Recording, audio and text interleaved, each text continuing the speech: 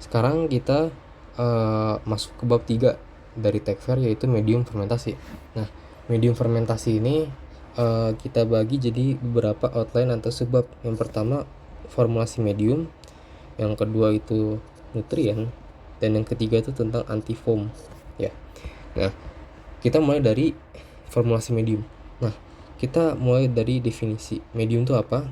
Medium ini kita bisa sebut wadah, bahan, pertumbuhan mikroorganisme itu, tapi kita isi dengan nutrien ya. Jadi kita bisa anggap si nutrien ini tuh sebagai komposisi medium. Oke. Nah, gimana kalau nutrisi medium ini terpenuhi? Yang pertama, dampaknya itu biomasa sel bakal bentuk alias jadi. Nah, terus produk metabolit itu terproduksi, terus ada energi ya. Kita punya energi buat biosintesis ya, kalau nutrisi tercukupi. Nah, habis itu pemeliharaan sel dalam si mediumnya. Nah, isi medium itu apa? Nih ya, nutrien itu sendiri. Nutrien ini kita bagi jadi makro sama mikro. Nah, buat detail gimana, kita agak perlu bahas lebih dalam. Nah, habis itu kita masuk ke tahapan formulasi. Tahapan formulasi ini apa aja? Yang pertama, kita perlu menganalisis komposisi sel mikroorganisme. Nah, kalau misalnya kasusnya data baru dan belum diteliti, nah maka kita harus melakukan penelitian ya, bikin data sendiri. Tapi kalau misalnya kasus data yang udah tersedia ya, jadi komposisi sel itu kita bisa pakai referensi atau acuan dari penelitian orang lain yang udah dilakuin. Nah, habis itu kita analisis stoikiometri pertumbuhan dan pembentukan produk. Nah, dari tahap kedua ini kita perlu fokus ke nyari koefisien reaksi sama yield reaksi. Nah, buat bahasan dua ini bakal gue bahas di video terpisah ya. Nah, habis itu tahap ketiga dari formulasi ini kita punya pertimbangan keperluan nutrien spesifik ya.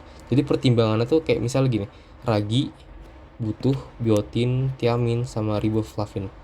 Nah, jadi kayak dalam sebuah medium itu harus ditentuin formulasinya tuh harus nih kayak nutrien tuh spesifik buat ragi atau buat mikroorganisme yang mau kita kembangin dalamnya gitu. Nah, habis itu tahap 4 yang terakhir tuh kebutuhan oksigen. Nah, kita perlu tahu kalau kebutuhan oksigen ini didapat suplainya itu dari aerasi ya, atau pemberian angin ya. Nah, aerasi ini kebutuhan oksigen ini tuh berguna buat kontrol laju pertumbuhan dan pembentukan produk. Nah, habis itu si kebutuhan oksigen ini bergantung pada sumber karbon si medium gitu loh. Nah, dampaknya apa? Apa dampak medium nih?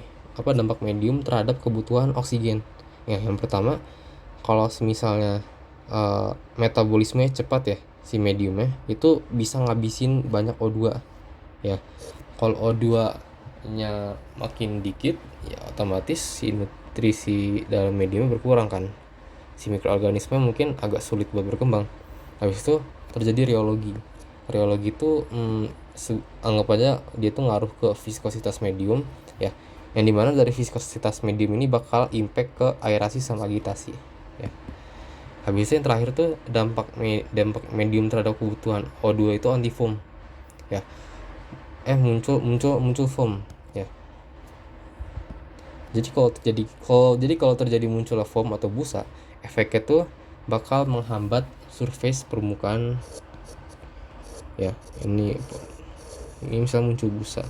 Nah, ini O2 mau transfer lewat itu bakal susah, kayak terhalang gitu ya. Jadi adanya antifoam tuh berguna untuk mempermudah laju transfer O2 oksigen. Nah, habis itu dari formulasi medium ini kita bahas tentang jenis medium. Ini ada macam-macam dasar pembedanya. Yang pertama tuh pembeda atas dasar sifat fisik. Ada medium cair, medium semi cair, dan medium padat ya. Habis itu secara komposisi ada sintetik, ada semi sintetik, sama kompleks. Sintetik ini komposisinya diketahui pasti ya, kayak berapa persen komposisinya. Sedangkan kalau semi sintetik hanya sebagian doang yang diketahui. Kalau kompleks, medium kompleks ini komposisinya gak tahu ya, tapi karena biasa itu langsung diekstrak dari bahan dasar kayak gitu. Nah, habis itu kita masuk ke jenis medium ketiga, yaitu berdasarkan fungsi. Fungsi yang pertama itu basal. Medium basal ini isinya itu komponen dasar kebutuhan pertumbuhan mikroba ya. Jadi dia fungsi buat apa?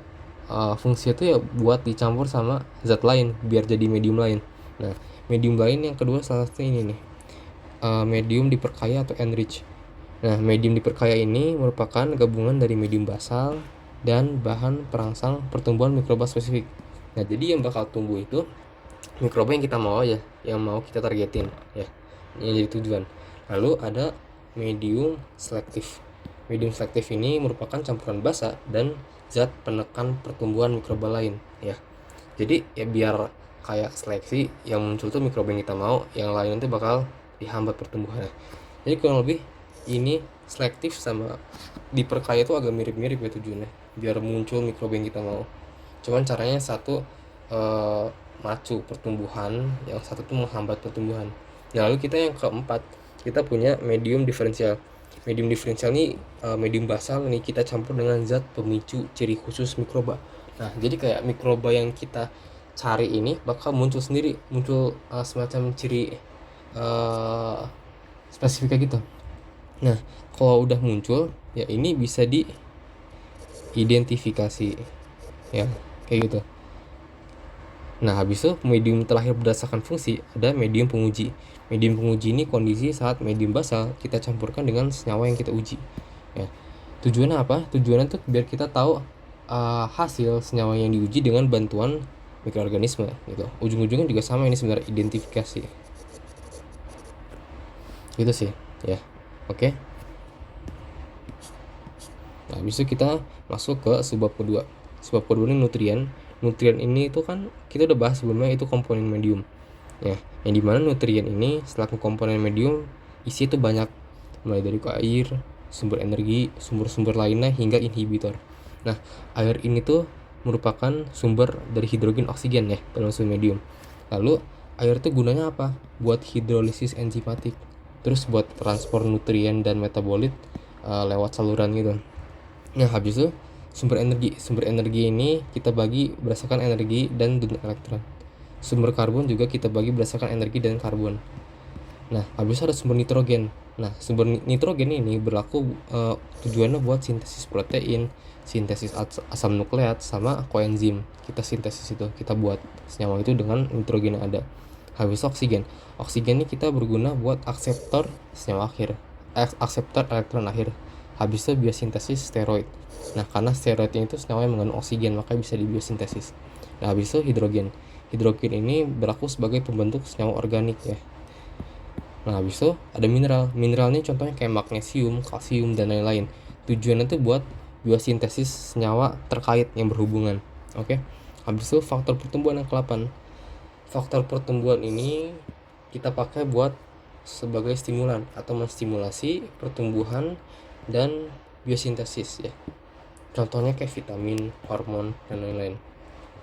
Mereka dipakai untuk faktor pertumbuhan. Lalu ada buffer. Buffer di komposisi ini dipakai buat penahan pH agar tetap kondisi optimum terus ya.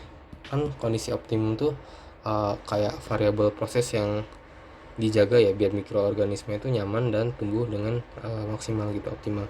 Habis itu prekursor ini artinya tuh kayak semacam pengarah pembentukan produk metabolit. Nah, biar kayak minimalisir adanya produk samping gitu loh. Oke.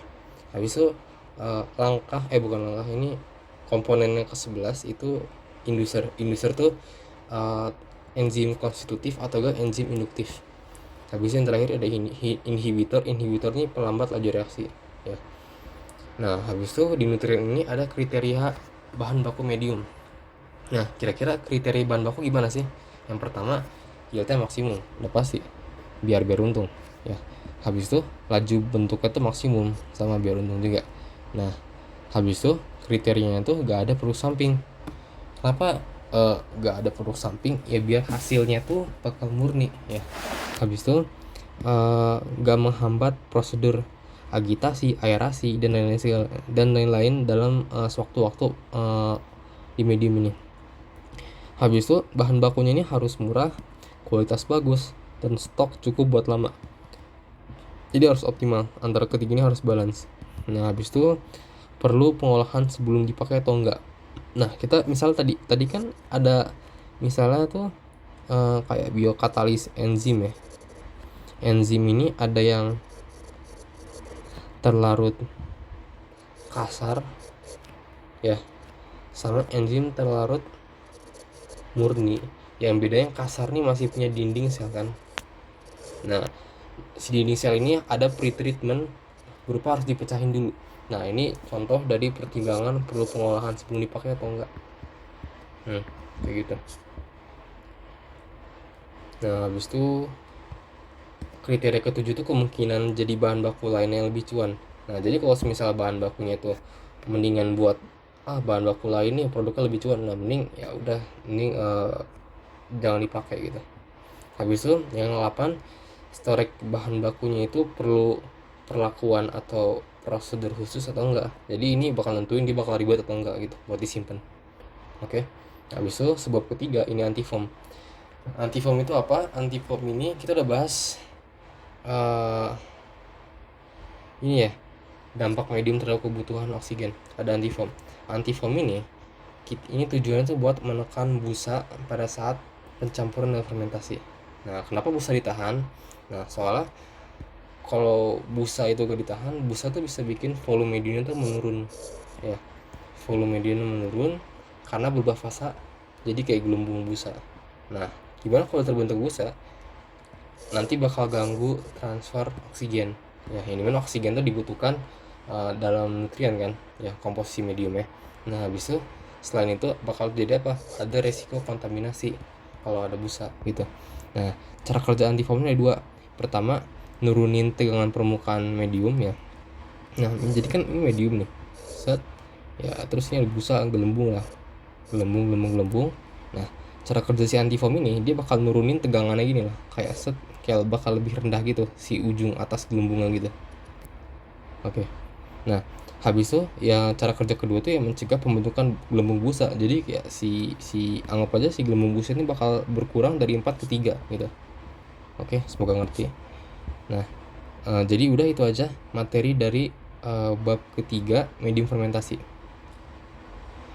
Semoga bisa dimengerti. Habis ini kita lanjut ke bab 4 yaitu isolasi mikroorganisme. Oke.